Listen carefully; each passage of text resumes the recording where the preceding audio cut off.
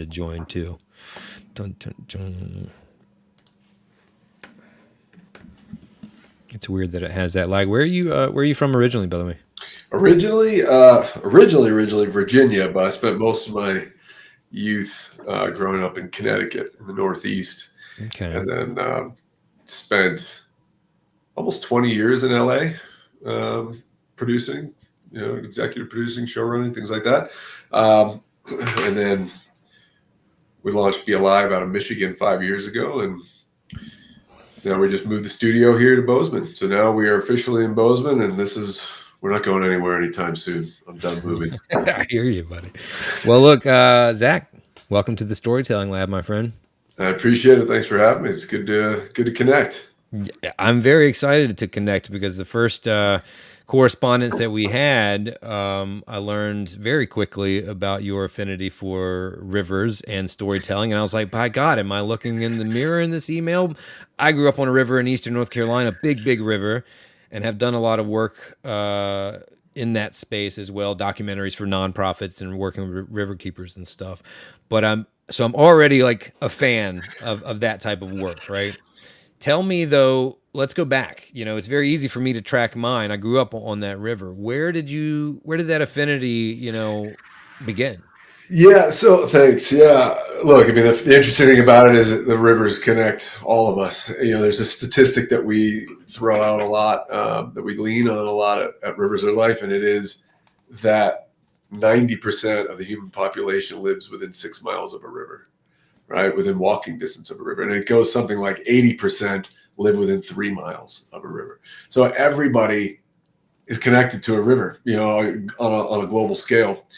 And to really take it back, everything that I've ever done has been sort of surrounding my love of adventure, travel, of the natural environment, of just being outside, the mountains, rivers, whatever it is. I play there, and we started to look around from a sustainability perspective and look at what's being done for oceans. Right, amazing. There's so much focus from a sustainability perspective, but also from an entertainment perspective and a storytelling perspective on oceans.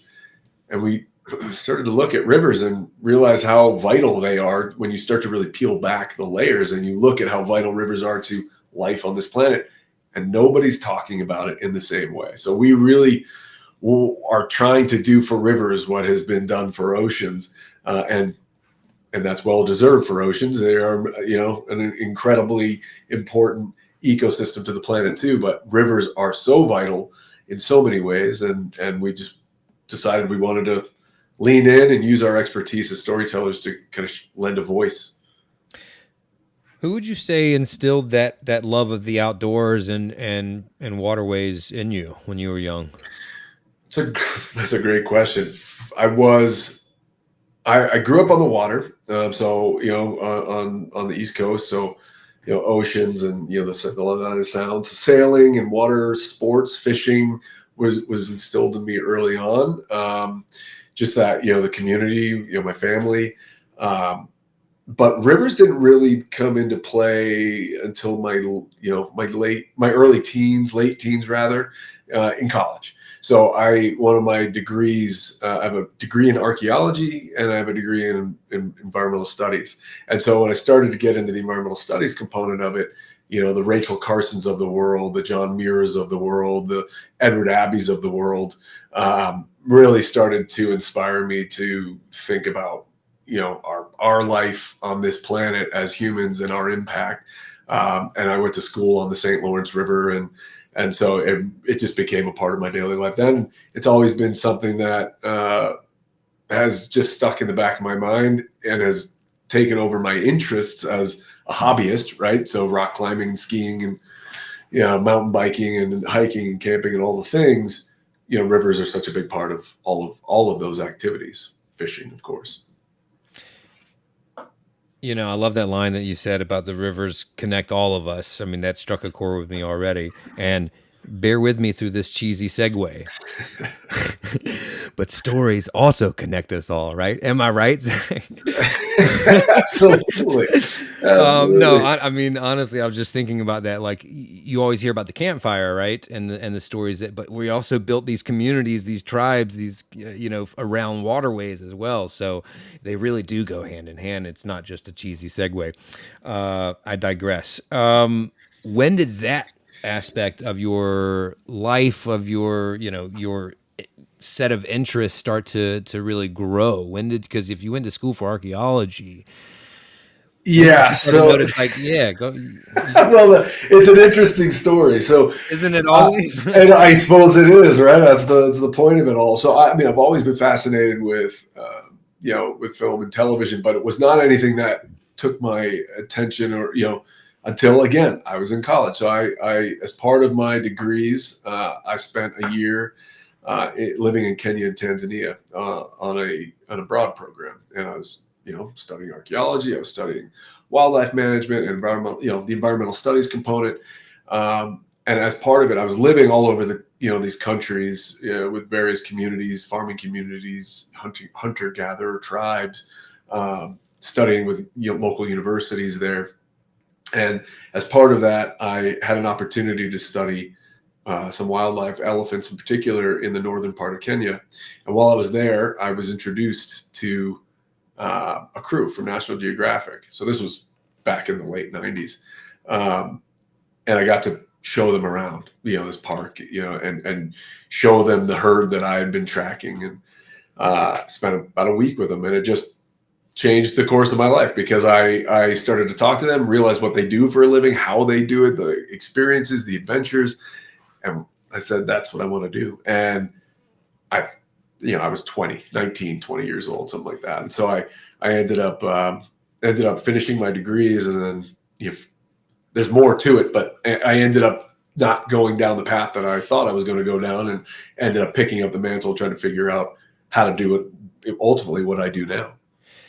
Quick little anecdote. This reminded me of, I did some traveling for a documentary I did a few years ago. It took me around the world and a couple countries in Africa. One was Equatorial Guinea, so on the west Oh coast. yeah, Yeah, yeah. and I'm just thinking about this concept of the waterways connecting us all. Where I felt the closest to home, which didn't on paper seem like it would be that place, but I was on a beach, and it was at this place where it's got like canoes that have been cut out of logs, and there was a cooler of beer, and I popped one open, and the cooler smelled like fish.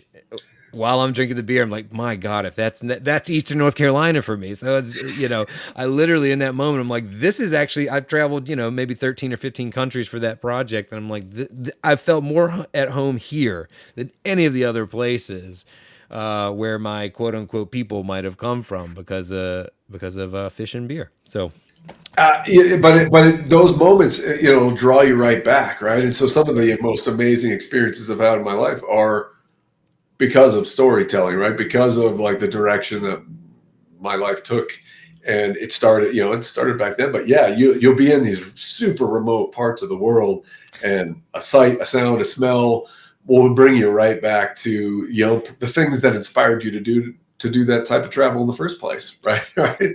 absolutely, brother. Yeah. So good. I mean, that is the essence of storytelling. So that brings up a good question in my mind, because stories are really all about these small but significant moments, right? These little, like, that moment. I will tell that story the rest of my life, right? And in reality, it was just a fleeting moment, right? And no one else even was part of it. It was all here, right? So I want to learn a little bit more about your mission now. I do want to go back and get some of the history of your work, because obviously there's a story in how you got to where you are now. But one of the big questions that comes up a lot when you're tackling something as big as environmental protection, any of these big cause-driven stories, right, is that it's huge, and this might be a nonprofit issue in general, anyway, where people are like, how can little old me help, right? So the question directly is, how do you approach a story when the topic, the cause, is gigantic and daunting? It's we basically we break it down into simple and digestible chunks. So kind of going off of what you just said in terms of moments. So BeLive is our company, right? And we own and operate brands, and we create films and television series. BeLive Studios. That's the story. That's how we capture stories, right, through the studio, from a production standpoint. But our mantra is inspire, protect, explore. Right? Moments matter is what we say all the time, because every great story, to your point, starts with a moment, and that is different for every person, right? So what though you latch onto that moment, and you go from there, and you create a story. We decided that rivers, were so vital and undervalued, underrepresented, and ripe for storytelling. And the approach at Rivers Are Life, right? We're a purpose-driven organization, and the purpose is protect the places that we play, protect our resource, protect our freshwater ecosystems on a global scale. You're right, that's a big task. I'm a storyteller at heart, and so the approach is, let's tell character-driven stories. Let's identify what we've now termed river heroes, right? And a river hero is an organization or an individual somewhere on this planet doing great work, solution-based work, hopeful work, where there's a lot of doom and gloom in the world, and we're talking about hopeful messaging because there's good work happening. And we identify those folks. And so, we've been on 5 out of 7 continents so far. We're a young organization, 2 years old. We've done 20 films and 2 series. And what we do is we identify these organizations, and we tell the story from their perspective.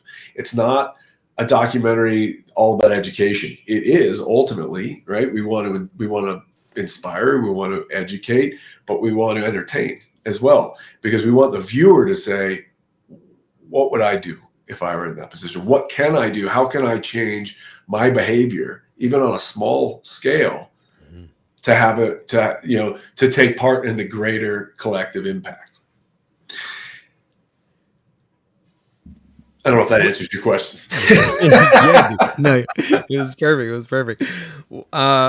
When you're crafting these stories, how important, you said people or organizations, I think, maybe, how important is it to use them, people, humans, because the stories are effectively about rivers, right? And also Yeah. maybe concept, like large concepts. We're kind of in the Mhm. same vein as my previous question. Maybe climate change. I'm just throwing that out there. Maybe something else.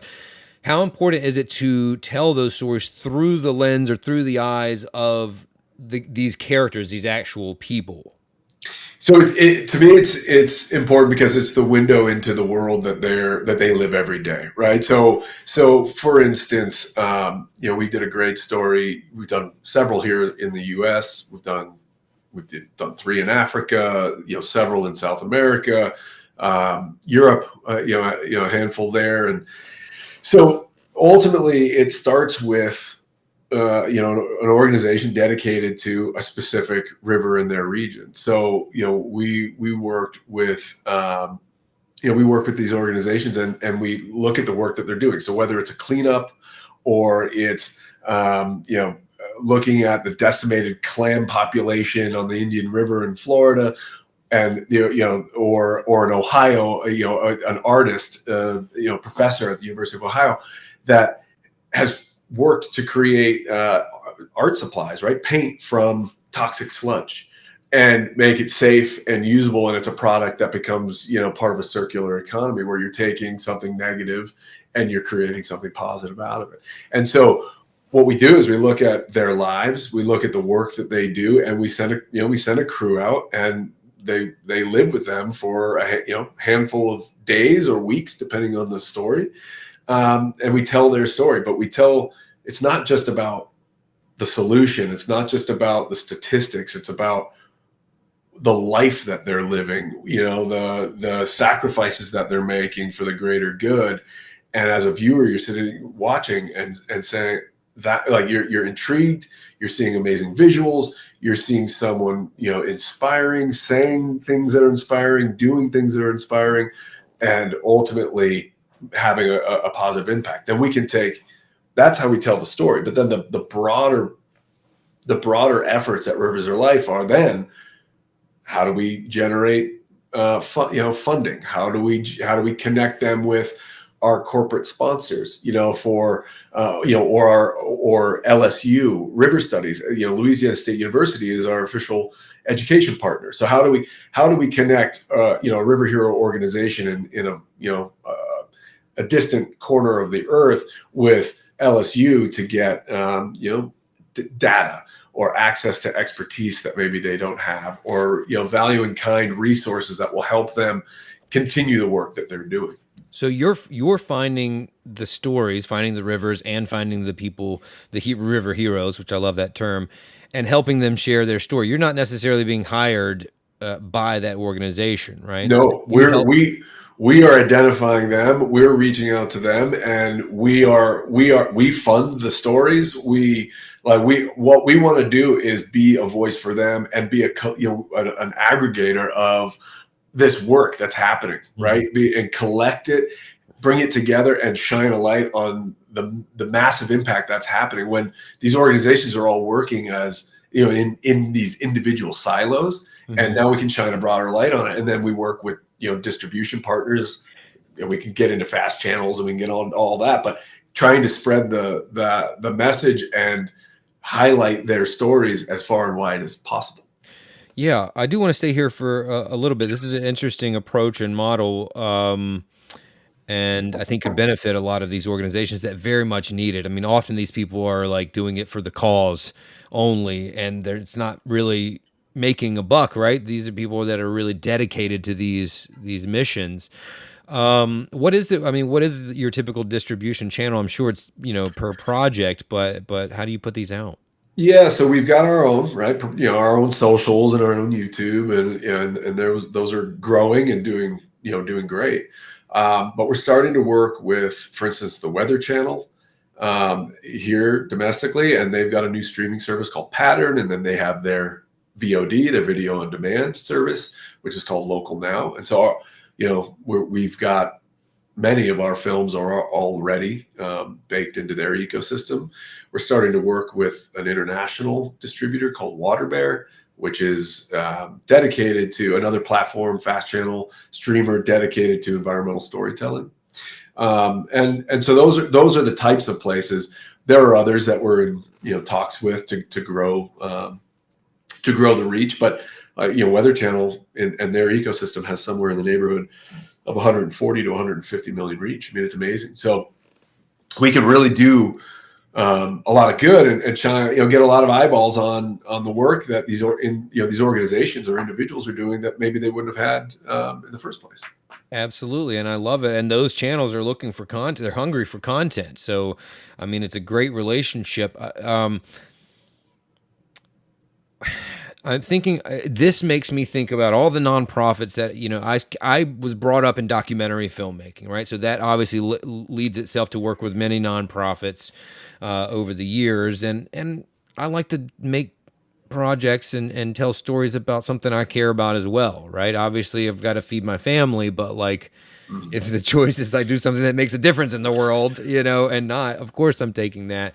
But I also know them well enough to know that they often, nonprofits, how can I put this delicately, operate as just a cause and not a business, right? And so, okay, you're nodding your head, so I know you kind of get where I'm going with this. And what I want to help them understand is things like what I've done with nonprofit partners, and certainly you have too, finding, understanding like there are lots of channels and partnerships to be made to distribute your content. But also you mentioned something about corporate sponsors earlier, and I've got a couple of great nonprofit clients that we've been able to leverage that. But I know so many nonprofits that just like, they don't even think about that. Can we stay for a moment and just like help the small to medium nonprofit, the local nonprofit that's like, we really want to make a video. We have no idea how to do it, how to fund it, and how to even put it out. I know that's a big question, but I do think it could really help people that don't understand what's available, either from a fundraising perspective or a distribution perspective. Well, I think there's a lot to unpack there, Yeah. but yes. So what we've found is these large corporations, right, especially in the sustainability space, have long-term and near-term goals when it comes to sustainability and ESG. It is, an undeniable fact of life, and it takes buy-in from everybody, from nonprofits, from the for-profit, for the purpose for profit center, and from the titans of industry, right? It takes a lift from all sides, for us to make a dent in some of the problems that we're facing. And so I say that to say that from a corporate sponsorship level, there's an appetite to help.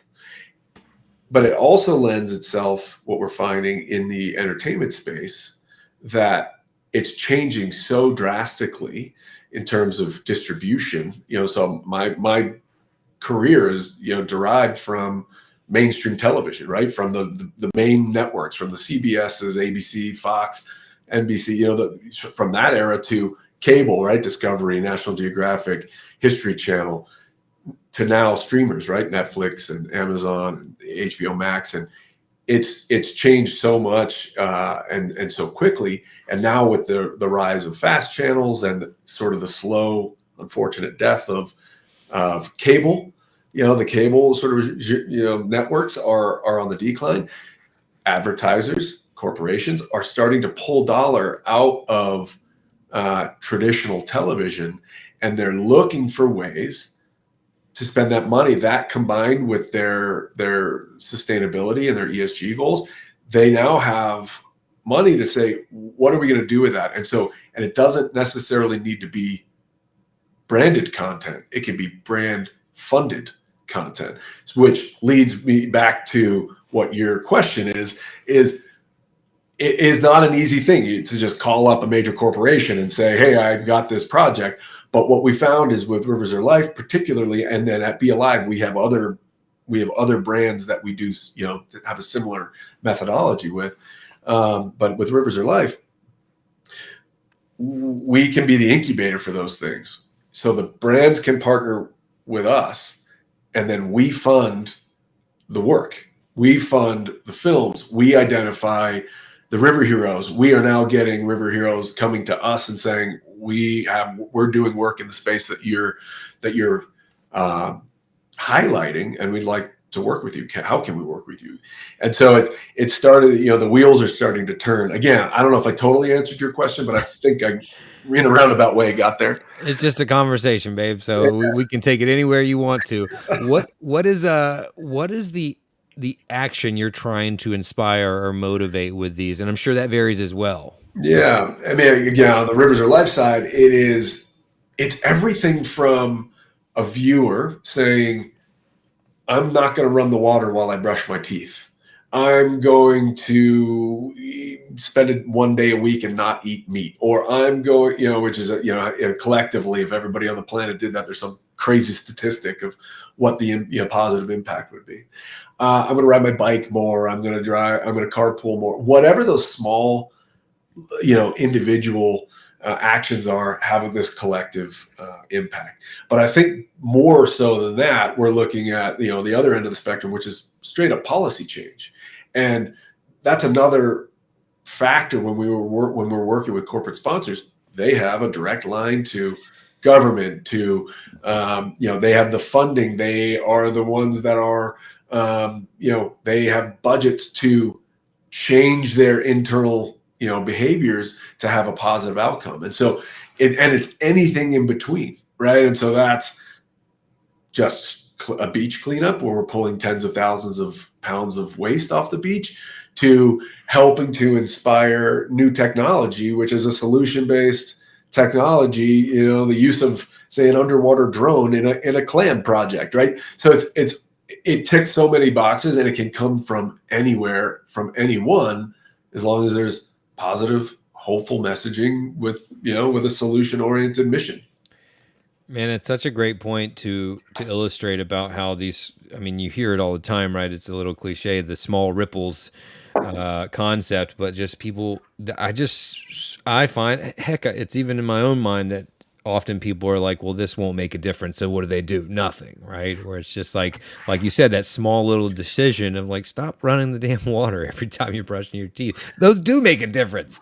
Huge. If we all do it, and if we all sit there and be like, it's not going to make any change. Well, then nothing's going to change. But it's so hard to like grasp that and implement that.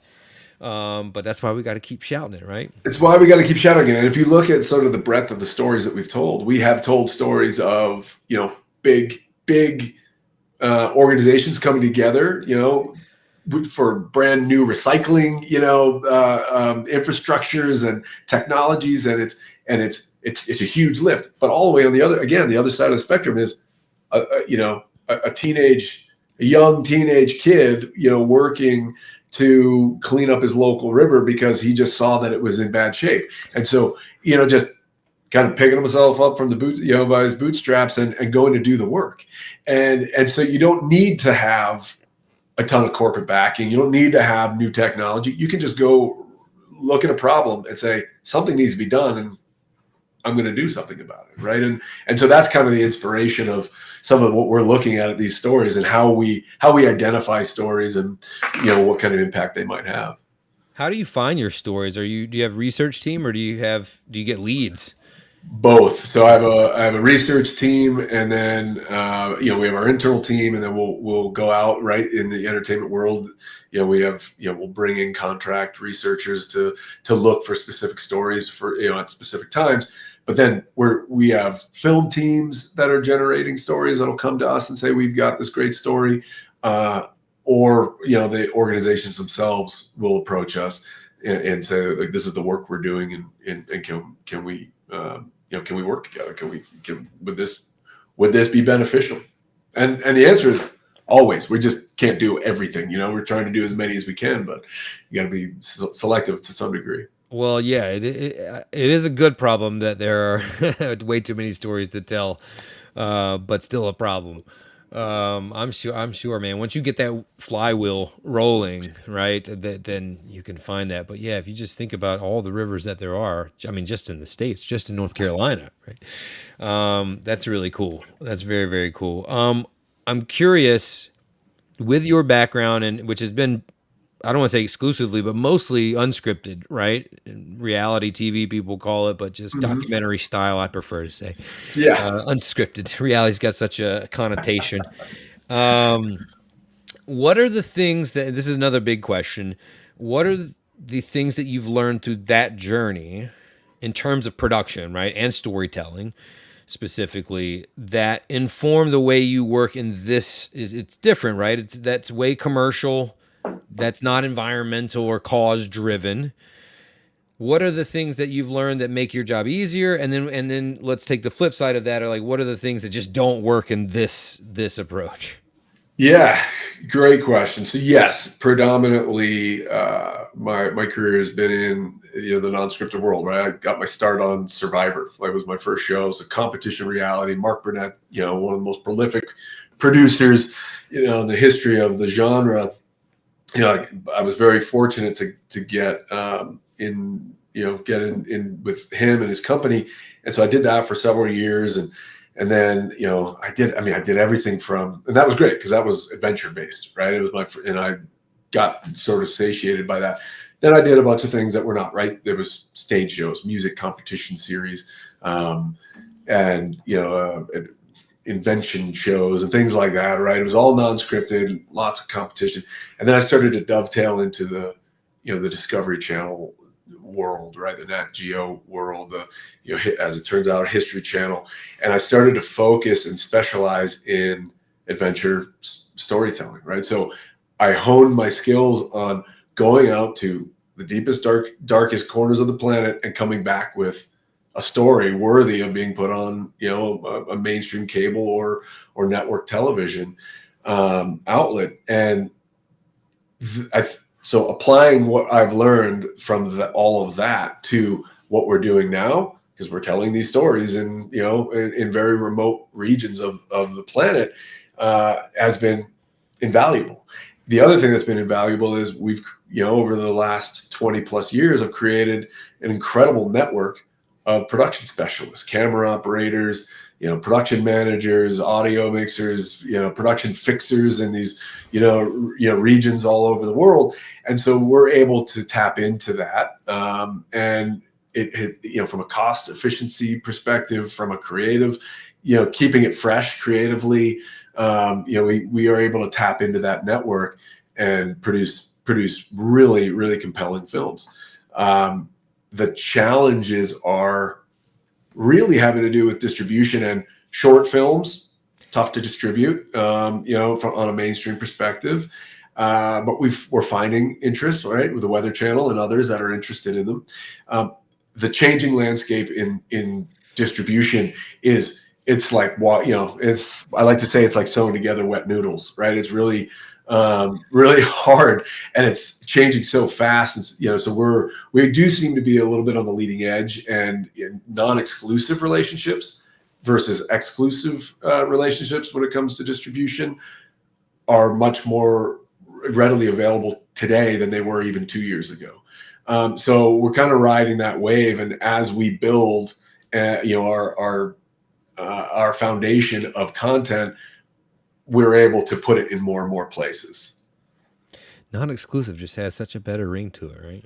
It does, and especially when you're trying to like one of the commodities that we deal in is viewership, right? Is we want this to be seen as far and wide as possible for many reasons. We want the river heroes to get as much recognition for the amazing work that they're doing as possible, and therefore they can leverage those views into fundraising or interest in their organization, hands to help them lift all the heavy things and clean the the hard to clean places. But if we can grow Rivers Are Life, then we can help more people, right? And if we can bring in more sponsors to because we have the eyeballs, then it all works together to lift and create even more positive impact. So, and by the way, are any feature films or just shorts? We have some features in the works right now. It's been shorts, and we've got our first 2 series coming out this year. What are the series? Just curious. So one is a 6-part series titled River Heroes, and it spans multiple. It's in the same vein, right? It's highlighting these folks that are doing work. So you'll see somebody in India in one episode. You'll see an organization and an individual doing work in India, and then coupled with some similar work but happening in Illinois, right? So you're like, wow, this is happening, 2 sides of the planet, really similar work, and it's amazing to see, and you make those connections. A lot of what we delve into is education, inspiring the next generation. Like you said earlier, climate change is a big theme for us. Obviously, plastic waste and industrial waste. The textile industry, right? Is a big thing. Dams and mining. Those are all things that we touch on, but it's more, the focus is on people doing work to solve the problems, not focusing on the issues that were created, but how can we drive forward and have some positive change. That's a good point. I was going to ask about that. I asked a question earlier about what is the action you're trying to motivate. What stories inspire action most effectively, in your opinion or in your experience? What does it take to actually get someone to get up off their butt and do something? And do something about it? Yeah, I get. I think the ones that are the most inspiring are the people that have the least help, really.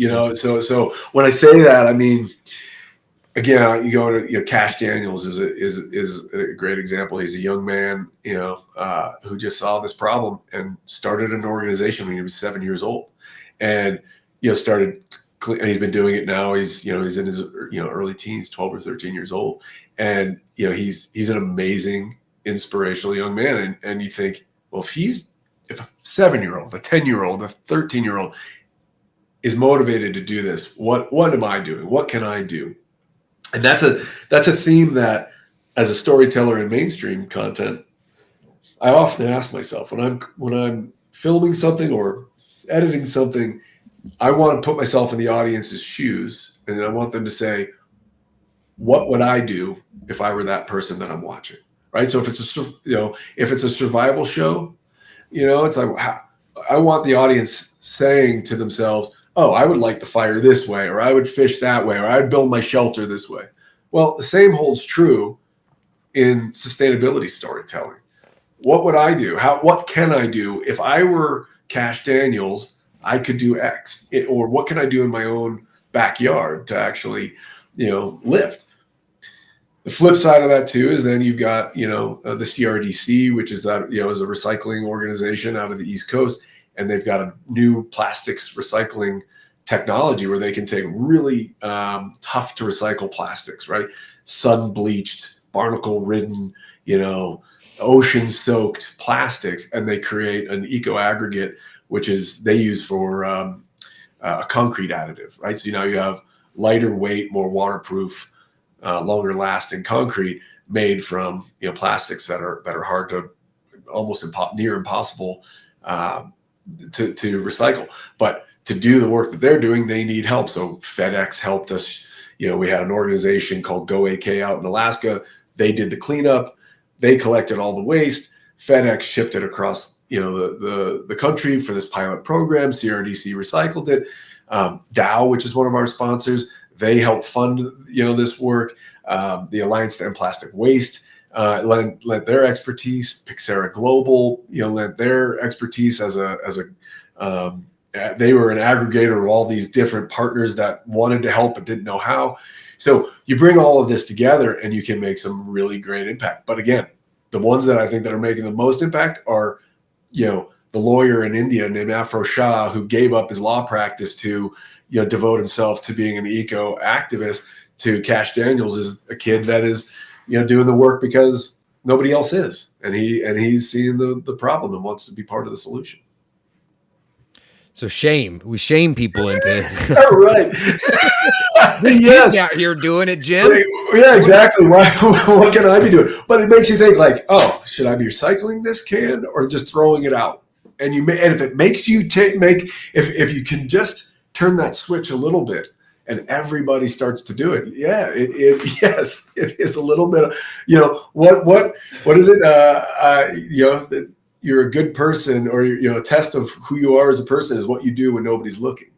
And Absolutely. and it holds true when it comes to doing right by the planet and by our natural environment. It's so funny. Funny might not be the right word. That, like, often these changes are just little small adjustments of the knob, right? And in terms of our habits, they're not these lifestyle changes.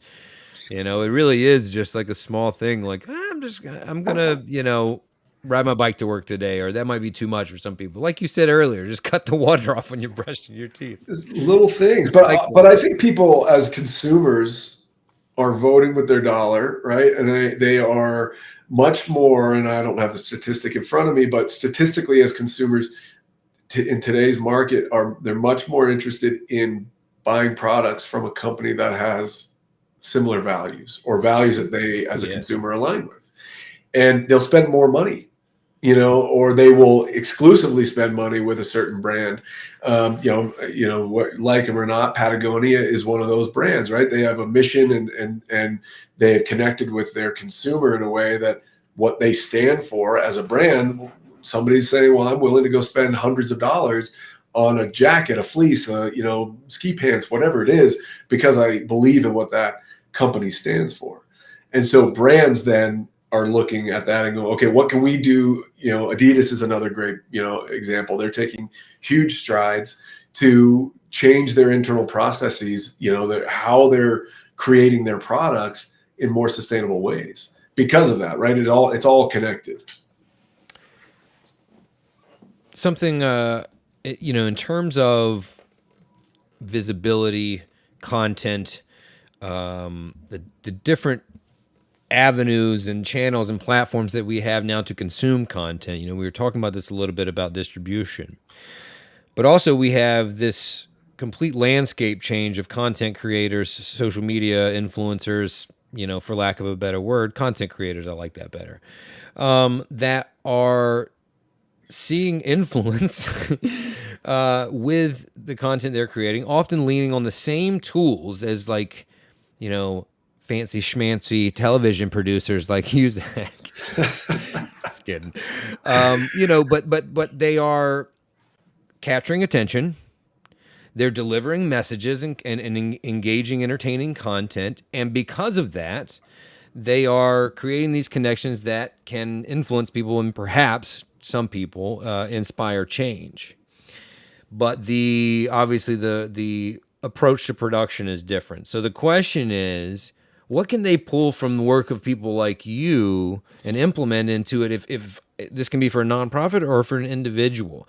That kid who's like in Eastern North Carolina, who's poor and just cleaning up the riverbanks, he can document that now, right? He can make a TikTok channel and people might flock to him the same way they do to like Cash's story, right? They might feel the same shame to do something themselves, right?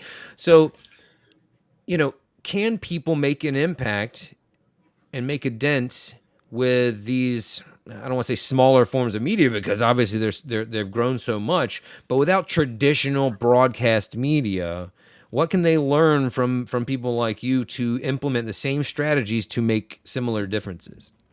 Yeah, it's a great point. And social platforms are mainstream now, right? They are mainstream content creators. When you look at, I mean, they're not in our space, but you look at Mr. Beast and you look at, Dude Perfect, right? They just got, it was just announced that they had a, $100 million cash infusion into their brand. And they've been going at it a long time, and they are prolific content creators. And Mr. Beast is the most, right, prolific.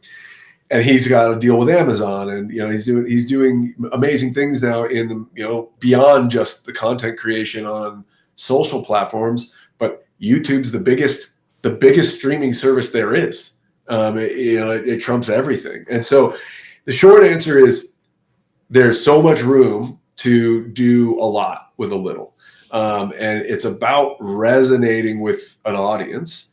And in my opinion, the simplest path is always the best path, right? Whether you're telling a story for Netflix or you're telling a story for your Instagram, be simple and clear with your messaging, be authentic, and be consistent. And eventually, that will you'll start to get traction, whether it's on one of the social platforms, and then you expand that into YouTube or vice versa. But the consistency and the authenticity is going to move mountains. In terms of storytelling, how do you, I like the word you use, sustainability storytelling. How do you create stories that are about causes like this? And let's focus really on the actual construction of the story without sounding, it's message driven, right? So without it sounding preachy, I know that's a terrible word, but you know what I mean? Like without it, I made the joke earlier about shaming people, but without it trying to make people feel bad, right? What do you do to really lean on the story aspect so that the message is kind of like it seeps into their brain instead of you just being like, hey, you're not doing the right thing, because people can tune out, right? If it feels too much like that. Does that make sense? It does, and it kind of comes back to some of the things we were just talking about, which is you focus on what the character driven approach. So what is the hero, the river hero in this case? What are they doing on a daily basis? So how can we see a slice of their life? Their home, their car, their river. Why is the river important to them on a personal level? So if you can have the audience see these folks as their neighbor, their brother, their someone they work with, their just a regular person on the street, like that's the attachment. Then really secondarily, it's the work that they do. You want to care as an audience member. I want them to care about the person they're watching. And so you're seeing them feed their children, in Egypt, a family, that has multiple kids, and it's a livelihood, and it's all connected to the work that they're doing. But then they're saying, I still, even with the way my life is, whether it's good, bad, or indifferent, I still feel that there's work that can be done that's worthwhile. And that's where the inspiration comes in. We all have kids, we all have jobs, we all go to school, we all have struggles, we all have triumphs, but we all have the capacity to find time to do more, to do a little work, to roll up our sleeves and be a part of the great work that's being done. And these are folks that are showcasing just that. So good. Such a great response to that. And I want people to hear, I want to reiterate that. I just want people to hear that because I know a lot of organizations that do create their own content, which is why I keep kind of asking Mm-hmm. those questions. They overlook those, like just that little B-roll of the person at the house. So that was just, I really am so glad that you hit that point home. We want to identify with the person. I mean, if it, bear with me here, but if we were just watching Tony Soprano just as the mob boss and we don't see him struggling with his kid going through puberty and all of these things, is fights with his wife and those real human experiences, it's a total different vibe, and we don't connect with that. You can't connect with that. So I love that point. I want people to understand that that's how you can really flesh that story out, is by seeing the person behind it. That's really well put. It's the moments, right? It's those moments in life that connect us all, right? So again, going back to why we think it's so important, moments matter. And so that's a great point with Tony Soprano. It's like, yeah, he struggles the way that I do, right? Put aside that my job is telling stories, and his job is running a mob family. But as a viewer, you go, yeah, I deal with those same things, and so they become relatable, right? Your characters become relatable. The people you're watching, in this case, real people doing real things, are relatable to a viewer, and you go, oh my gosh, that person's doing it, and that's the way their life is, and that's not too far off from mine, even if they live in India or Egypt or Chile. Like it's life is the same, and no matter where you come from, no matter what your background is, and it is everybody's responsibility in this case to protect the freshwater ecosystems. It's not just somebody else's problem; it's all of our problems, and it's a really great way to see that we're all in it together. So good. What do you? What's a challenge that you haven't gotten to attack yet? What's something that you're hoping for in terms of like the next challenge for this company and this cause? So I think there's a couple things that we're looking to do. We want to create avenues for people to more effectively, more efficiently participate, whether that's physically, so setting up an infrastructure or partnering with an organization that can help us do that, cleanups, right, or all over the country, and then all over the world, ideally, right, in the regions that we're focused on and beyond. It's a big lift, and it's part of what we're doing now. We're already doing it. I just want to scale that up.